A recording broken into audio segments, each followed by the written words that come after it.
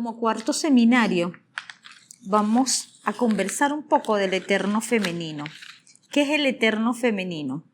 El eterno femenino no es otra cosa que las características supuestamente que se le han adjudicado a la mujer, a la hembra, por sus características biológicas y por lo que percibe la sociedad patriarcal. El varón que ha llenado de contenido la categoría mujer, que ha llenado de contenido esta palabra, para darle algunas características como la fragilidad, la risa boba, sin contenido, la superficialidad y otras características denigrantes que no son atributos, que aun cuando socialmente quieran mostrarse como atributos de la mujer en la sociedad burguesa, no lo son, porque la colocan en situación de minusvalía social. Porque estos atributos la hacen ver siempre como inmadura para ocupar cargos de relevancia que han sido ocupados históricamente en todas las sociedades por el varón. Disculpen, estoy siendo un poco totalitaria con esta expresión de todas las comunidades. Sabemos de algunas comunidades indígenas, de algunas sociedades en donde esto no es así, pero son tan pocas, donde la participación de la mujer es activa, no solamente en el hacer, sino en el decir qué hacer. Porque en el hacer, en todas las sociedades, está el trabajo remunerado y el no remunerado de la hembra humana. Y no está remunerado en muchas sociedades, aquí estamos en esa lucha, porque no es considerado trabajo. Es considerado como parte de su rol de género, el eterno femenino. Entonces, como es parte de su rol de género, servir la mesa, preparar el funeral y hacer todas las demás funciones que su sexo indica, entonces no es visto como trabajo, sino visto o asumido por ella misma también como parte de su ser. Me gusta acá esto, pero para conversarlo, para enfrentarlo y para quedarnos con lo mejor. Entonces la mujer ahora no puede ayudar a hacer ese rol porque ahora le toca al varón. No. La idea es la integración de nosotras en lo público, en la mayor cantidad de sucesos, acontecimientos, instituciones, y ellos en nuestro espacio. Pero el tema específico de esta disertación del seminario es escudriñar qué es el eterno femenino. Ya les dije o comparto con ustedes, es eso que se nos ha atribuido como natural, como parte de nuestro ser, como mandato divino, y que tenemos que comportarnos pública y privadamente de una forma determinada. ¿Determinada por quién? Por el patriarcado. Y lo que vivo diciendo, lo que he dicho en estas intervenciones, atravesado por, atravesado no, tampoco es atravesado, es reforzado por el sistema capitalista que muy bien le cae para ejercer esta dominación social sobre todos los seres humanos. Mientras más se marcan las diferencias, mientras son menos los privilegiados, se fortalece la riqueza, el poderío, el señorío de unos pocos sobre los muchos, que es el pueblo. Por eso digo la eterna revisión y conversación, discusión y reflexión sobre nuestro papel histórico. Más allá de un simple anecdotario académico o discursivo. ¿Dónde me devuelvo cuando dejo de leer? ¿Dónde estoy cuando salgo de mi trabajo? ¿Dónde estoy como ser humano? ¿Dónde estoy cimentada, sentada, caminando sobre mis pies en la tierra como hembra humana? Pero bueno, estas charlas o tertulias entre mis congéneres me hacen que siga meditando para mí también esto. ¿Qué hago? El quién soy y el parte de lo quién soy se construye con el qué hago yo, qué hago para ser. Tal vez les sirva un poco también. Les leo un poquito de ello. El silencio femenino con relación al discurso del poder es en este marco un modelante sustantivo, esencia de una contención que asegura el funcionamiento de la formación económica, social, cultural, patriarcal.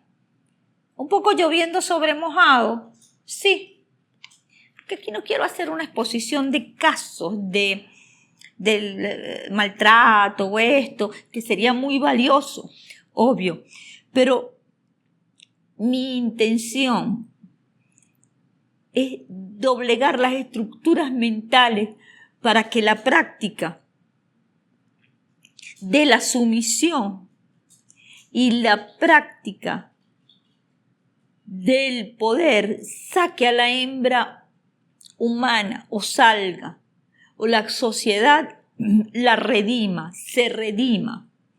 Entonces, esto está en el orden más de las estructuras, ante todo, de las estructuras mentales. Si sale de la estructura mental de cada una de nosotras, si nos libera, entonces, si esta libertad se permite, nos permitimos esta libertad nosotras, podemos entenderla, asumirla en lo social. Y volviendo al tema de este seminario en particular, esa construcción que han hecho del concepto de mujer realmente satisface mis necesidades íntimas, satisface mis necesidades como humana. Esas son las grandes interrogantes. Esas son las preguntas de rigor cada día. Quiero calzar los zapatos que la sociedad me impuso. Para ser aceptada, debo ir a la oficina de tacones porque es la norma. Así no pueda.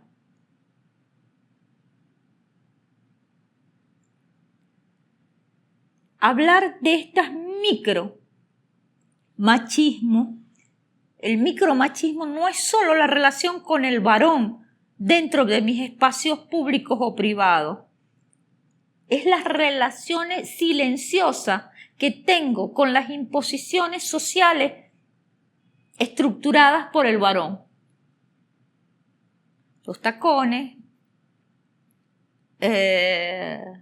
cómo reír, cómo hablar, cuándo guardar silencio y cómo guardar silencio cuando los que están tomando las decisiones, ante el varón.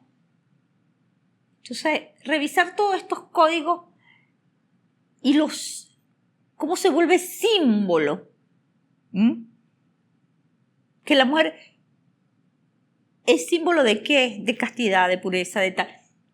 O sea, ver en qué medida estos contenidos nos hacen, vuelvo a lo mismo, nos hacen felices. Nos hacen seres justos en una sociedad marcada y demarcada por las diferencias de clase y por los privilegiados. Entonces, en una sociedad diferente no puede existir el feminismo. Pues me cuesta creer que en una sociedad desigual podamos hablar de igualdad.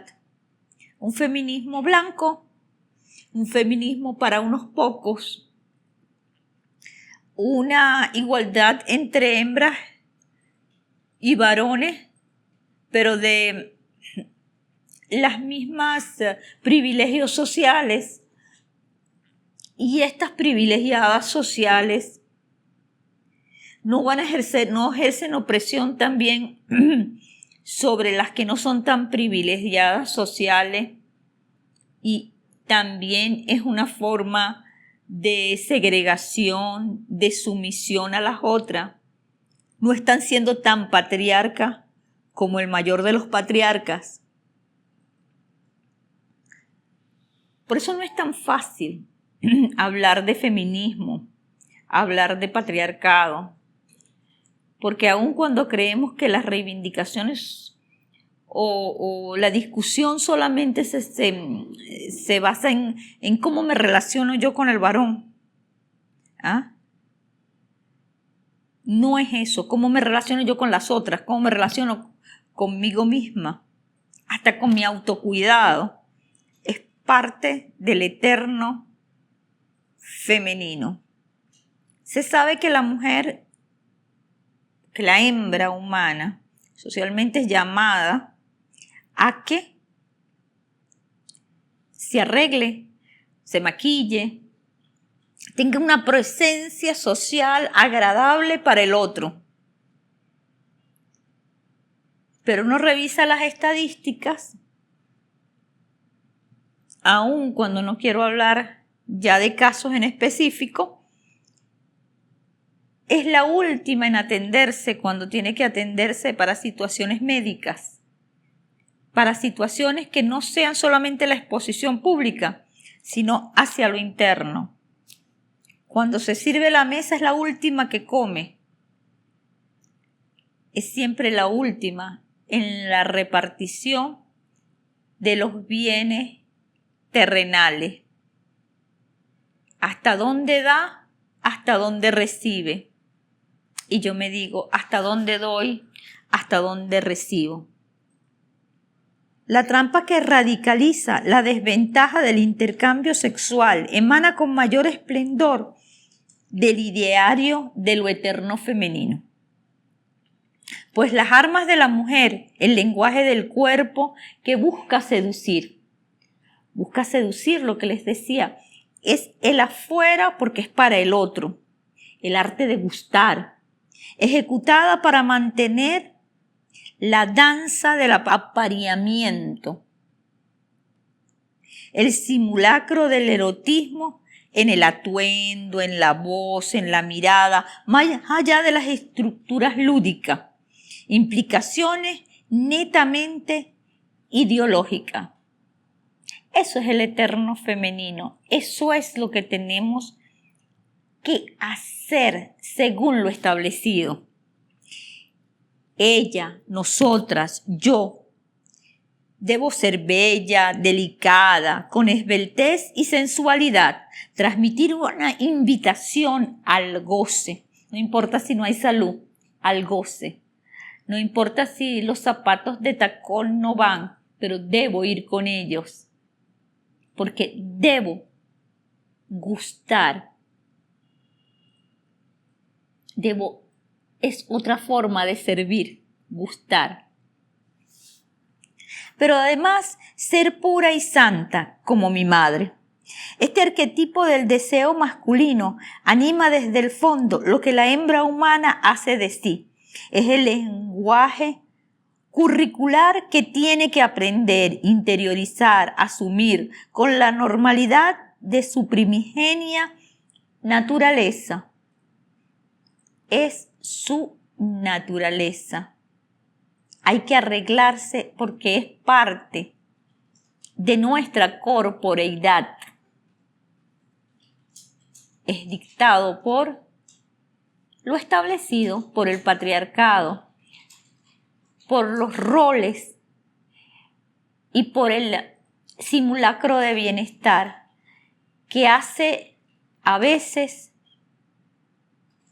de lo aceptable solamente los parámetros de lo bello que en un momento dado dicta la moda y los demás poderes, porque llegan a ser un poder más allá del bienestar.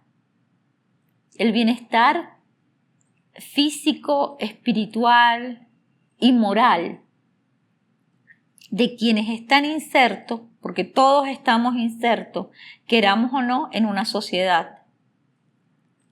La imagen construida a partir de la imagen que consume el varón es por sí sola la ejecución sumarial de la voz hembra, pues la voz sexual que seduce en tanto impacto de colores, olores, sabores, calidez, conforma el discurso recurrentemente erótico. Es un implante que aumenta el precio de su posesión, vistas en términos de valor de uso. Esto es el eterno femenino, la construcción la validación de la hembra humana a través del eterno femenino actualmente sutil. Me dirán, bueno, pero ya no estamos en la época victoriana donde las mujeres vestían de tal o de cual forma para ser aceptadas. Ahora se visten igual. Decía que sí es cierto que ahora no tienen que vestir vestidos de holanes y de grandes estructuras victorianas, que en la vestimenta hay ciertas cercanías que nos permiten unas comodidades, también hay exigencia. Y en la medida que nos alejamos de las exigencias impuestas por la competencia a la que somos llevadas las mujeres para la aceptación del varón. No sé si una falda con corsé sea más dolorosa que una operación de senos para agrandarlos. No sé cuál es más dolorosa. Creo que la operación de senos, no me he hecho ninguna, ¿no? Pero sigue siendo el eterno femenino en constante ebullición, en una fijación en la estructura del pensamiento de la sociedad, de la aceptación de la hembra por una estética impuesta, donde tiene que hacer sacrificios enormes, mutilarse para verse bien, sacarse 2 costillas, colocarse silicona, no importa que no pueda caminar del dolor de espalda, porque necesita ser querida a través de lo que ofrece en su superficialidad, porque esa superficialidad es lo que se requiere de ella, lo que se ha requerido y lo que se sigue requiriendo. Entonces no caigamos en la trampa de decir, no, pero es que ya la mujer anda como quiere y eso no importa, ya no importa. Si no importara, no estuvieran llenos los quirófanos de hembras humanas queriendo hacerse una intervención para ser aceptada por ellas, por las otras, por los otros, y especialmente para encajar en el concepto de lo eterno femenino que simplemente ha sofisticado sus formas de dominio.